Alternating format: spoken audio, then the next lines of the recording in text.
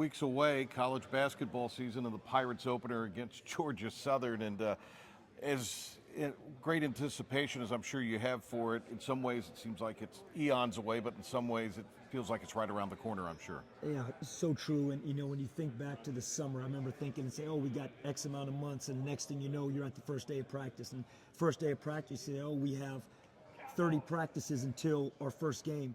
And now you're sitting here 15 days away, 14 days away. So it goes by so quickly. But that old adage, PJ, time flies when you're having fun. Right.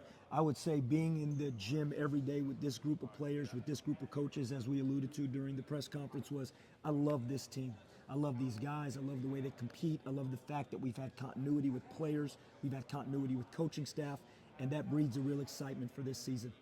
There's a challenge of guys adapting to new roles. You spoke about that today. Could you emphasize or expand upon that a little bit with us? Yeah, some of the challenges, let's just say there's guys that maybe didn't have a very big role the year before. They want a premier role the next year. They want to come in and say, well, I didn't play as much, so it's going to be my year. Well, there's a step to this. There's a process. Right. So sometimes you got to go from maybe not really getting a chance to play a lot to having a role that is so vital to the team. Then there's had a strong role on the team, very good, very productive, but now you have to become somebody that's a leader in the locker room, that's a leader on the court, that produces on the court. And I would throw guys like Trevi LeBeau in that, Reed Kaysen, Jay Woodard, guys that we need. And then you have someone like Jordan Riley that had an incredible season. He's a preseason all-conference first-team player. We know what he meant to our ball club last year. We don't do what we did without Jordan Riley last year. But now he will have a target on his back from day one.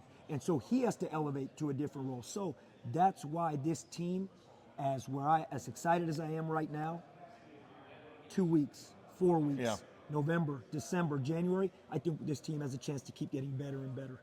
Mike, when you look at a couple of things, you have some guys that have played lead guard at the collegiate level, so that's a big thing for you. We won't say point guard because nobody's a position in this game now. But then the length and athleticism of your team seems to be comparable with what you have to have in the American to succeed. So it seems like that would have been two really emphasized points for your roster construction, the lead guard and then just the athleticism. Oh, this is a great point. And if you really look at this roster, we went out and we said we got to go get true length and size in the front court. And we said we want a point guard, lead guard, and we got two of them in terms of Corey Calker and Isaiah Mbang, even with Tybo Bailey and Jay Woodard playing some minutes last year.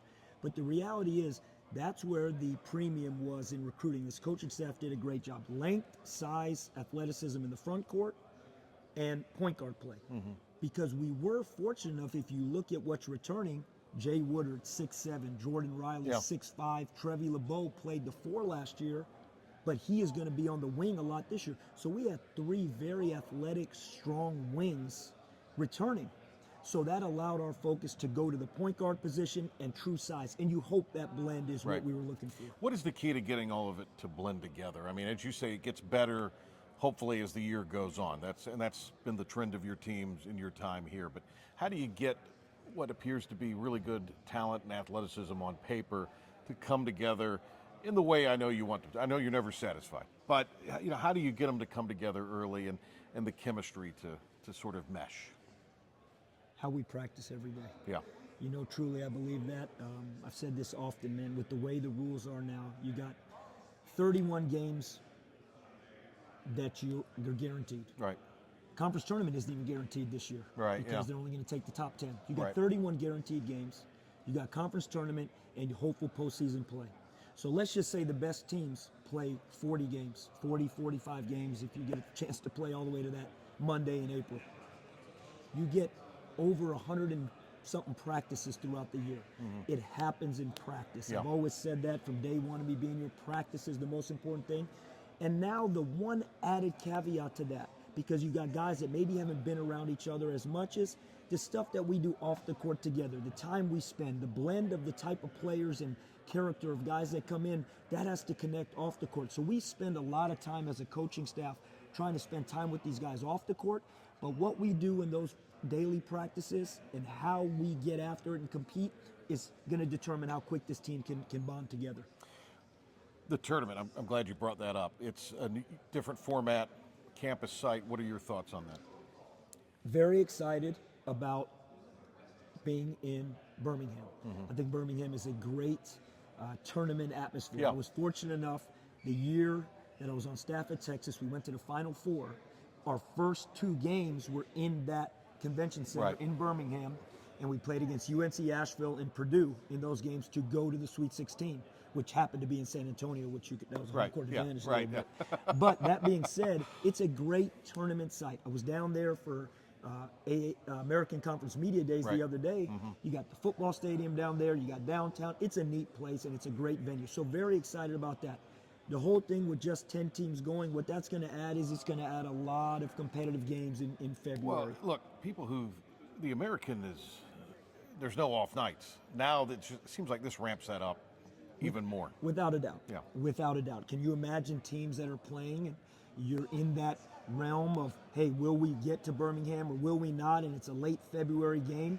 And, and the other thing that is good, let's just say you have a team playing on that cusp line and they're playing the top team. Well, a lot of time everyone just looked at that game as, hey, it's for that top team. Well, now that team, not only is it to get a big win, but it might just be able to get to Birmingham. Right. And so there's a lot of things that come into play with that. You want the experience for every student athlete to go to that conference tournament, but it is 10 teams of the 13. And so it will down to the last Sunday of the season, every game will Right. have meaning. All right, what will the next 2 weeks be like for the program? Continued preparation. We know we're still 2 weeks away from Georgia Southern. The preparation has already begun. That's where all our focus is. But we have a long way to go. We still have to just get better every day. And PJ, you know me as well as anybody. It doesn't matter if we came off a big conference win last year or we had a really tough conference loss. Right. Or same in the non-conference. Our whole approach is we have to get better every day. We have to get better every day. And you know what? We will continue to do that all the way up until Tuesday, November 4th. Going to be able to work in some Dodgers World Series? I know it's a busy time. You're going to be able to maybe steal a moment or two to watch your Dodgers? Yes. Okay. Well, there you go. Awesome. Congratulations on to the Dodgers. But, Coach, thank you for the time. We really Thanks, appreciate PJ. it. Great to see you. All right. Coach Schwartz with us here.